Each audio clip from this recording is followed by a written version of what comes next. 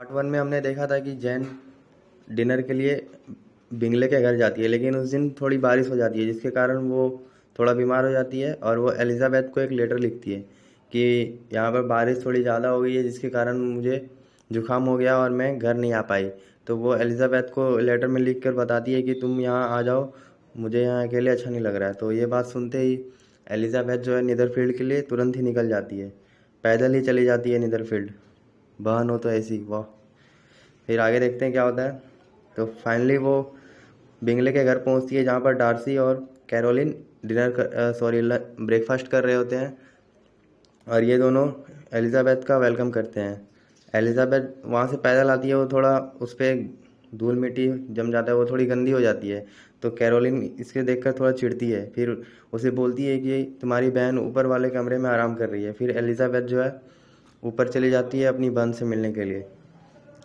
तो यहाँ जाती है, वो जैन से मिलती है, पूछती है तुम कैसी हो, थोड़ी बातें करती है। फिर वहाँ बिंगले आते हैं तो एलिज़ाबेथ बिंगले को थैंक यू कहती है कि आपने मेरी बहन का इतना ख्याल रखा। फिर दूसरा दिन बेनिथ की सारी फैमिली वहाँ पर आती है जैन को ले जाने के लिए, इस कारण वो लोग उसके घर भी घूम लेते हैं।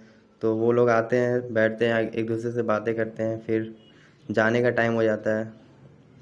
फिर वो लोग जब घर जा रहे होते हैं तो बिंगले एक पार्टी ऑर्गेनाइज कर किए हुए थे, तो उन्होंने बेनिथ फैमिली को इनवाइट किया पार्टी में। फिर ये बात बोलकर वो लोग को वहाँ से विदा कर देते हैं।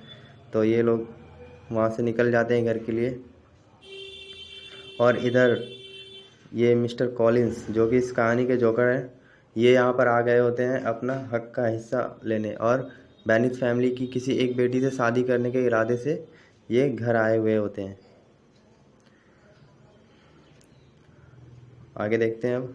फिर जब वो लोग रात में डिनर कर रहे होते हैं, तभी डिनर के बाद कॉलिंस मिसेस बेनिथ के पास जाते हैं और उनसे बोलते हैं कि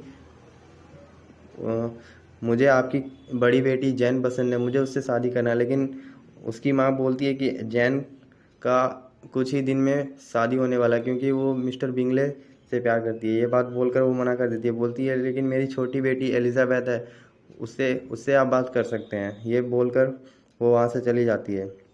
फिर कॉलिंस एलिज़ाबेथ पर थोड़ा ट्राई करने लगता है, और यह है मिस्टर विकम, जो कि एलिज़ाबेथ और उसकी सिस्टर से मार्केट में मिलता है जब ये लोग पार्टी की शॉपिंग करने जा रहे होते हैं। ये लोग फिर वहाँ पर थोड़ी बगल में पार्क होता है, वहाँ पर घूमने के लिए जाते हैं। जब पार्क घूमने जाते हैं तो वहाँ पर मिस्टर डार्सी और मिस्टर बिंगले दोनों हॉर्स राइडिंग के लिए आए होते हैं। जब डार्सी जब विकम को वहाँ पर देखता है तो वो गुस्सा हो जाता है और वहाँ से तुरंत जाने के लिए कहता है।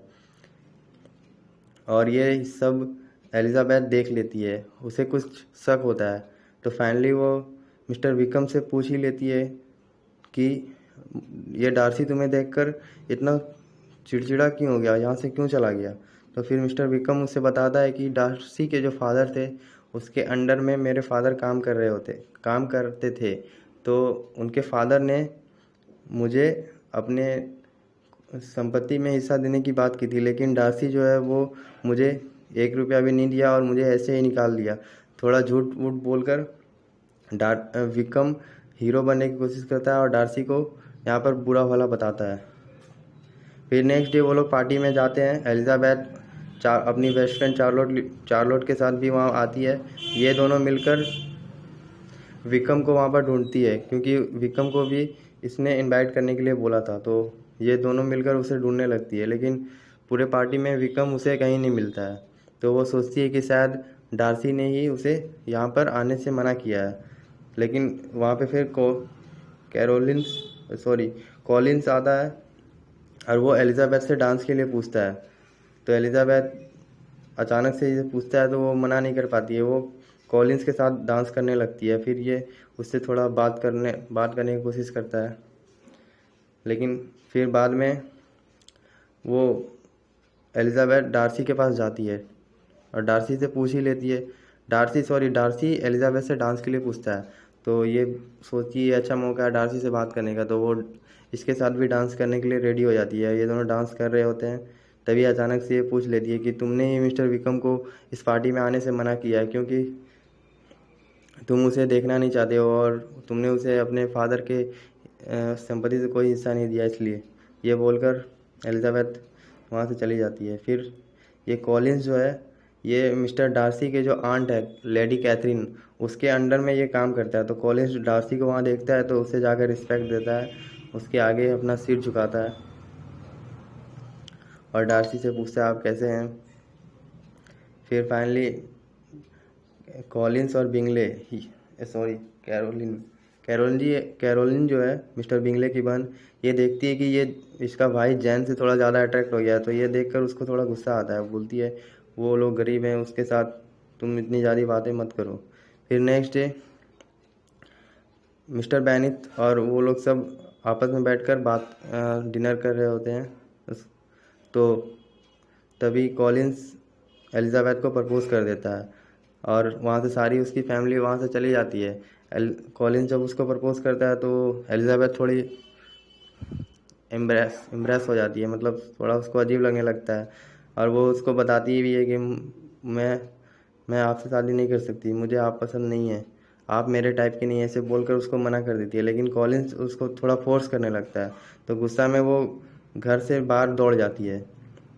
तो ये देखकर बेनिथ की फैमिली उसके पीछे जाती है, उसकी माँ उसके पीछे दौड़ कर जाती है कि तुम्हें इस शादी के लिए हाँ करना पड़ेगा, ऐसा बोलकर वो चल जाती है। फिर उसके फादर और वो उसकी माँ दोनों वहाँ पर उसे कन्विंस करने के लिए आते हैं, लेकिन उसके फादर जो है यहाँ पर कुछ अजीब सा बात कर देते हैं। वो बोलते हैं, उसकी माँ बोलती है अगर तुम कॉलिंस से शादी के लिए मना कर देगी तो मैं तुम्हारा फेस कभी नहीं देखूंगी। और उसके फादर बोल देते हैं कि अगर तुमने कॉलिंस से शादी की तो मैं तुम्हारा फेस नहीं देखूंगा। इसका मतलब इसके फादर जो हैं एलिजाबेथ के साथ हैं। तो ये सुनकर एलिजाबेथ थोड़ी खुश होती है और वो वहाँ से चली जाती है। फिर जैन के लिए एक लेटर आता है घर पे। फिर जब वो लोग वापस घर आते हैं तो जैन उस लेटर को पढ़कर थोड़ा दुखी होती है। तो एलिजाबेथ उससे पूछी आगे ये लेटर में है क्या।